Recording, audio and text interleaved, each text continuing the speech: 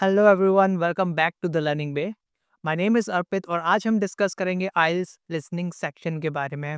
इसका फॉर्मेट क्या होता है, क्या की कंपोनेंट्स होते हैं और कैसे आप डिफरेंट सेक्शंस को अप्रोच कर सकते हैं और इसकी स्कोरिंग कैसे होती है। So we will cover all these things in this video.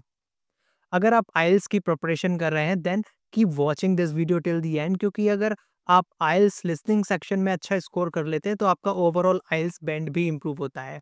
So let's get started. सबसे पहले आइल्स लिसनिंग सेक्शन के ओवरऑल फॉर्मेट की बात करते हैं।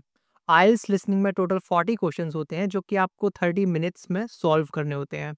You will get 40 questions which you need to answer in around 30 minutes, but in 30 minutes में आपको सिर्फ और सिर्फ ऑडियो सुनाया जाएगा, उसमें से आपको आंसर्स फाइंड आउट करने होंगे। ये ऑडियो आपको सिर्फ एक ही बार सुनाया जाएगा, तो फोकस बहुत ज़रूरी है। You will hear the audio only for the one time. You cannot pause it, you cannot rewind it. So your focus, concentration and your attention is very important. इस एग्जाम में जो आपको ऑडियो फाइल सुनाई जाएगी उसमें भी different accents होते हैं। It can be your British accents, American, Australian और एनी अदर एक्सेंट्स। आप मानो या ना मानो, ये एक्सेंट वेरिएशंस काफ़ी चैलेंजिंग भी हो सकता है, especially when you are not used to listen all these kinds of accents. लेकिन विद सम प्रैक्टिस आप उन्हें आसानी के साथ हैंडल कर सकते हैं। You can prefer listening to these news channels on YouTube from different countries और even listen to the podcast to improve your listening ability. तो अगर आप बिगिनर हो या इंटरमीडिएट लेवल पर हो, ये न्यूज़ चैनल्स और पॉडकास्ट आपको स्टार्टिंग में काफ़ी हेल्प कर सकते हैं।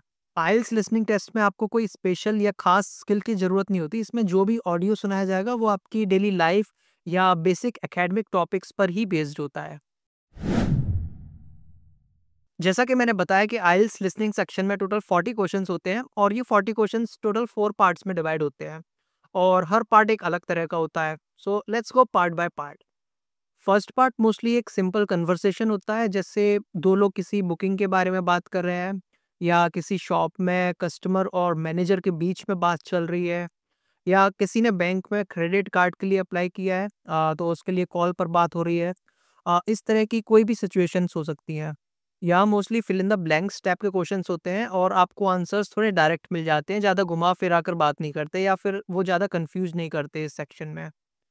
लेकिन कभी-कभी ये अमाउंट या टाइम में भी कंफ्यूज करने की कोशिश करते हैं, बट वो काफ़ी इजीली पिक हो जाता है, इतना कोई डिफिकल्ट नहीं होता। जैसे अगर उन्होंने बोला कि कोई आइटम $100 का है but after discount it will be $85, तो वहाँ पर शायद आपको 100 नहीं 85 फिल करना होगा। पार्ट 1 रिलेटिवली सिंपल होता है और ये आपकी लिसनिंग स्किल को वार्म अप करने में थोड़ा हेल्प करता है। फॉर एग्ज़ाम्पल इमेजिन एक कस्टमर और रिसेप्शनिस्ट आपस में एक होटल बुकिंग के बारे में बात कर रहे हैं। तो क्वेश्चंस हो सकते हैं जैसे कस्टमर का नाम क्या है? अगर नाम थोड़ा डिफ़िकल्ट है तो वो स्पेलिंग्स भी बोलते हैं। और क्वेश्चंस हो सकते हैं जैसे बुकिंग कब की करनी है, कितने लोग आ रहे हैं एंड सो ऑन। अब बात करते हैं पार्ट 2 की। सेकंड पार्ट थोड़ा फॉर्मल होता है। यहाँ मोस्टली आपको एक मोनोलॉग सुनने को मिलेगा। मोनोलॉग मतलब सिर्फ़ एक ही पर्सन पूरे ऑडियो में बोलेगा। ये आपके कोई टीचर भी हो सकते हैं या कोई टूरिस्ट गाइड हो सकता है या कोई पब्लिक अनाउंसमेंट हो सकता है। इस पार्ट में मैप्स और डायरेक्शंस वाले क्वेश्चंस भी हो सकते हैं, जैसे मल्टीपल चॉइस क्वेश्चंस या हेडिंग मैचिंग वाले क्वेश्चंस, ये सब हो सकते हैं। फॉर एग्जांपल एक म्यूज़ियम गाइड आपको डायरेक्शंस समझा रहा है कि पार्किंग कहाँ है या फिर एंट्रेंस कहाँ है, मेन बिल्डिंग कहाँ है, फ्रंट डेस्क कहाँ है। सो बेस्ड ऑन जो भी आपने ऑडियो में सुना, तो वो म्यूज़ियम के गाइड या जो भी आपके म्यूज़ियम गाइड ने बोला, वो आपको अपने आंसर्स में फिल करना होगा या फिर स्पेसिफिक लोकेशंस को साथ में मैच करना होगा। पार्ट 3 एकेडमिक या एजुकेशनल कॉन्टेक्स्ट में होता है। 2 या 2 से ज़्यादा लोग, फॉर एग्जांपल स्टूडेंट्स और टीचर्स आपस में डिस्कशन कर रहे होते हैं। टॉपिक्स काफ़ी टेक्निकल या एकेडमिक हो सकते हैं। क्वेश्चन टाइप्स की बात करें तो मल्टीपल चॉइस क्वेश्चंस और मैचिंग क्वेश्चंस आपको इस सेक्शन में देखने को मिल सकते हैं।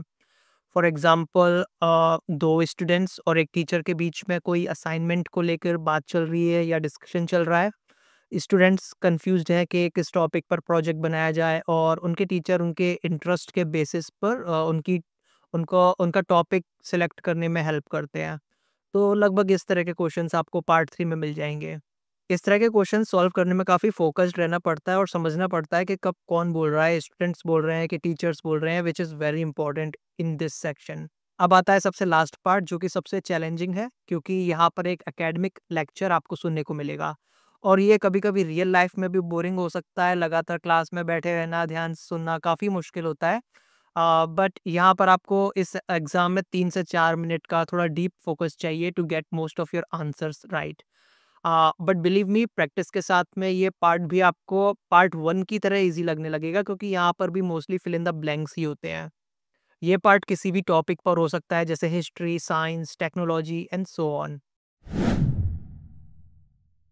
अब बात करते हैं स्कोरिंग की। तो each correct answer will give you 1 point. So अगर आपके 40 में से 35 आंसर्स सही हैं, तो which means that you have 35 points. But IELTS में आपको बैंड्स मिलते हैं। लिसनिंग में अगर आपके 35 आंसर्स सही हैं, तो you will gate 8 band. Similarly आप ये स्कोरिंग क्राइटेरिया या बैंड स्कोर की टेबल देख सकते हैं।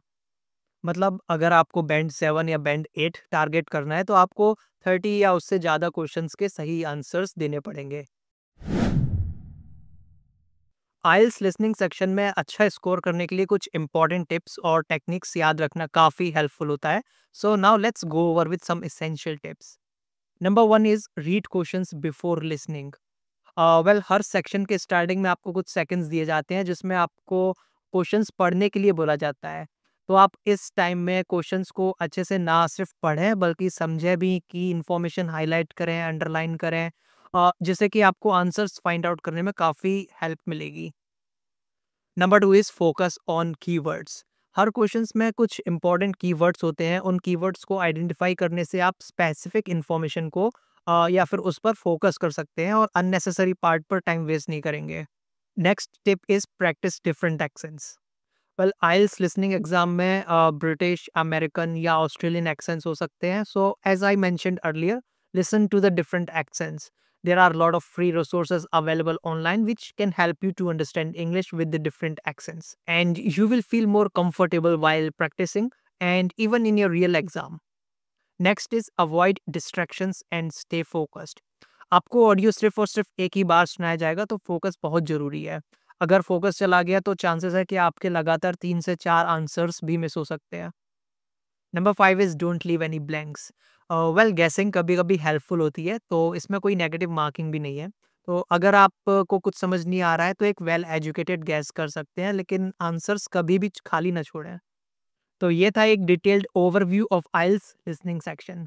हमने देखा कि कैसे ये पूरा लिसनिंग सेक्शन 4 पार्ट्स में डिवाइड होता है, क्या-क्या की कंपोनेंट्स होते हैं, किस तरह के क्वेश्चंस आते हैं और कुछ इंपॉर्टेंट टिप्स जो आपको हाई स्कोर करने में काफ़ी हेल्प करेंगे। आप अगर ये टिप्स फॉलो करते हैं और रेगुलरली प्रैक्टिस करते हैं, तो आसानी से आप अपनी लिसनिंग स्किल को काफ़ी इंप्रूव कर सकते हैं। So thank you for watching and see you in the next video. Until then keep learning.